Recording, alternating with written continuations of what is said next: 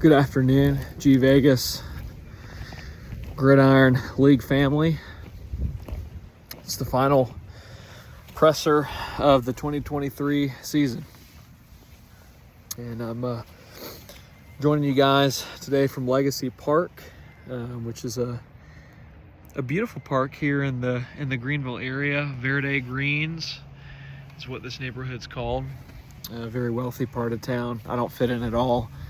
I've actually had the cops called on me 3 times already. I'm just taking a walk. So thankfully the police have been understanding in each instance, and it hasn't been anything quite like my experience at the junkyard this time last year, for those of you that remember that. But anyways, what a weekend it was. Championship game was a total dud.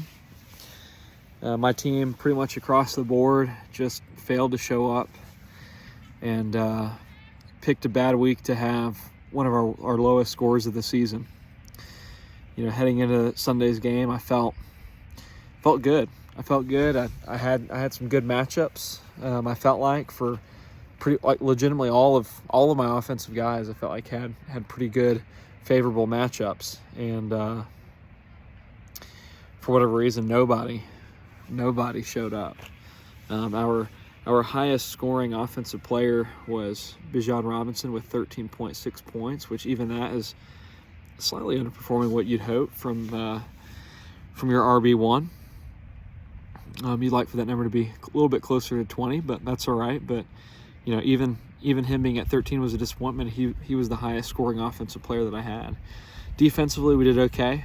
Most of our points came from our defense, but I do want to just go over my team and call some guys out. We got to create a culture of accountability, and you know, we can't let failure like this go unnoticed. I think it was Mike McDaniels who, after one of the Dolphins' many blowout losses this season, it feels like that number grows more and more each week. But after one of the blowout losses, he said, you know what, I actually enjoy watching this film because I see this team that's in the room, and I know we're going to right what happened this week. So I feel the same way about my team, and I feel like we're in a good place for next year, even though we have lost this championship game. So without further ado, I want to start out with Matthew Stafford, who scored 11.68 points. Dude puts up 34 points against the Seahawks last week. This week he puts up 11.68 points against the Giants, who are a horrible team. Nothing special about them. Defensively, not a great team. Giants were coming off the back of giving up a high production day, I think, to the Packers. Actually, that's not true. The Packers played the Panthers last week. I can't remember who the Giants played, but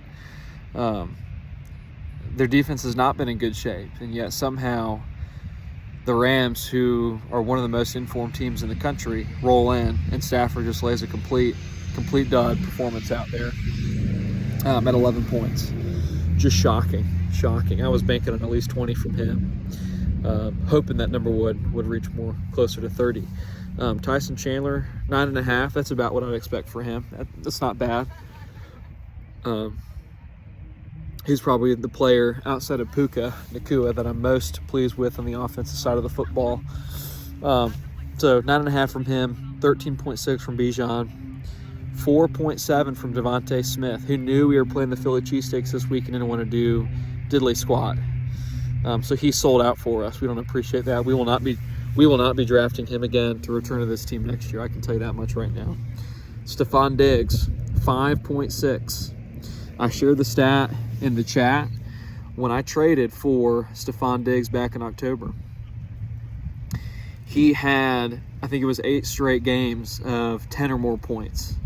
Since that trade occurred, he surpassed 10 points once in the next 8 games since he joined the Golden Reapers team. And we gave up a lot to get him. We gave up Amari Cooper, who set NFL records last week, and who in just last week alone, Amari Cooper had more fantasy points than Stephon Diggs in the last 8 weeks. So thanks a lot, Stephon, for being a complete bust. We also gave up Najee Harris, who actually had some of his best performances of the season after we gave him away. But at the time, the trade looked like it made a lot of sense for both parties, and in this case, it just didn't quite pan out. Didn't pan out for us at all. So Dalton Schultz, 3.3, another guy who's been solid for me all year long, and then championship game comes, and one of his worst of the season as well. There was not even a thought in my mind that he would get below 7 points. That was my target for him. Diggs and Devontae, my target for both of them was 12. And obviously they both fell well short as well. Michael Pittman coming back from injury. Everything, all signs point to him being good to go. Good matchup. Dude gets me 7.5 points. Didn't have a bad game. Got a number of targets. Can't complain too much about him. I'm just glad he was able to suit up and play, and we're grateful that he got out there on the field. But just not good enough. 7.5 points from him. I was really hoping for 10 from him, but knew that number could easily get up there to 15. It just didn't happen. So that is just a very frustrating day on the offensive side of the football for a championship game. And then on the defensive side of the ball, most guys performed about what we would hope for, what we'd expect. Greg Rousseau only had a 1, but the D-line position is, it's kind of hit or miss.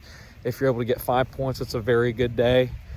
1, while not ideal, is also not terrible.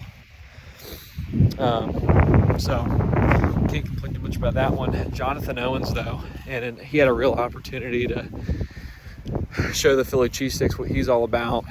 Chuck has been at his throat all year long, and this was a wonderful opportunity for him to prove Chuck wrong, and he didn't do it. He got hurt, took a mental health break there in the third quarter, did not continue with the rest of the game, and he finished only 3 points.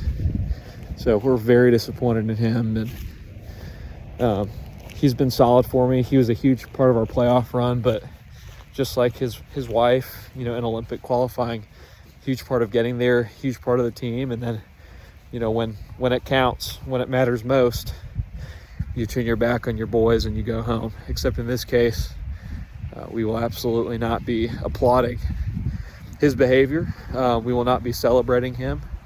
He will not win team MVP. He will not be named Time Person of the Year. And he will not go down in Golden Reaper history. A very disappointing outing from him. So, congrats to Chuck on a terrific season, really terrific season. And it's been one for the history books. And what can I say? You deserved it. You deserved the win.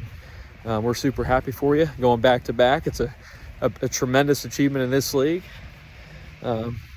Sorry, Corbin, you can no longer play that card exclusively anymore.